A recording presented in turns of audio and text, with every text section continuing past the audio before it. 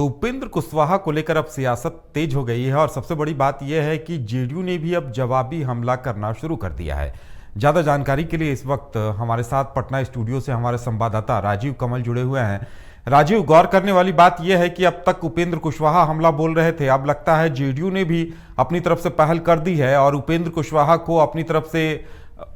तंज कसना या हमला बोलना शुरू कर दिया है। तो क्या आने वाले दिनों में कोई कार्रवाई होगी या यूं ही चलता रहेगा मामला? देखिए, उपेंद्र कुशवाहा ने तो एक तरीके से मोर्चा खोल रखा है और मोर्चा खोल रखा है राजद को लेकर, तो वहीं अपनी पार्टी को लेकर भी, क्योंकि वो उपेक्षित महसूस जिस तरीके से कर रहे हैं, पार्टी में कर रहे थे। अब एक तरीके से मान के चलिए कि जब उनके नेता, जो जदयू के नेता हैं और खुलकर बोल रहे हैं, वो अशोक चौधरी हो या आपके पूर्व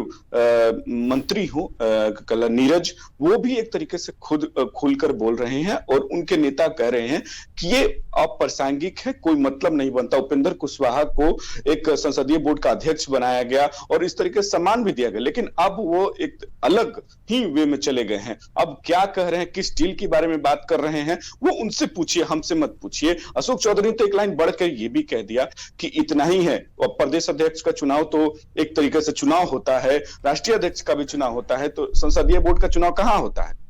तो ये पद क्या है? मतलब इस तरीके अब जो उनके नेता हैं, उपेंद्र कुशवाहा को इतना तक नसीहत देते, इतना ही है तो पार्टी क्यों नहीं छोड़ देते हैं, पार्टी छोड़कर चले जाते हैं। तो उपेंद्र कुशवाहा का जिस तरीके से 32 साल वाला शासन बताया गया कि 32-34 साल का जो शासन रहा है, वह आरजेडी को भी घेरने की कोशिश की, जिसमें आरजेडी को तरीके के जो 15 साल के शासन को बताया कि जो वो एक शासन हुआ करता था जंगल राज का, फिर उसमें भी जो 16-17 साल जो नीतीश कुमार का शासन रहा है, उसको भी जोड़ते हुए उपेंद्र कुशवाहा ने एक बहुत बड़ा हमला बोला था। जब वो एक सम्मेलन करते तो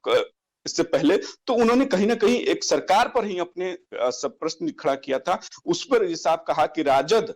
चाहती है कि नीतीश कुमार को मुख्यमंत्री पद से हटा दिया जाए, राजद चाहती है कि ये जदयू है वो सफाया हो जाए, तो राजद कहीं ना कहीं कमजोर करना पार्टी चाहती है। वहीं उन्होंने नीतीश कुमार पर एक तरीके से वो जो डील वाली बात बार बार याद दिलाते हैं, वो हर एक प्रेस कॉन्फ्रेंस हो या तमाम कहीं पब्लिक प्लेटफॉर्म हो, हमेशा वो दिलाते रहे। अब एक तरीके से जदयू के जो नेता हैं वो खुलकर अब बोल रहे हैं सपोर्ट में, एक तरीके से मान के चलिए कि बीजेपी भी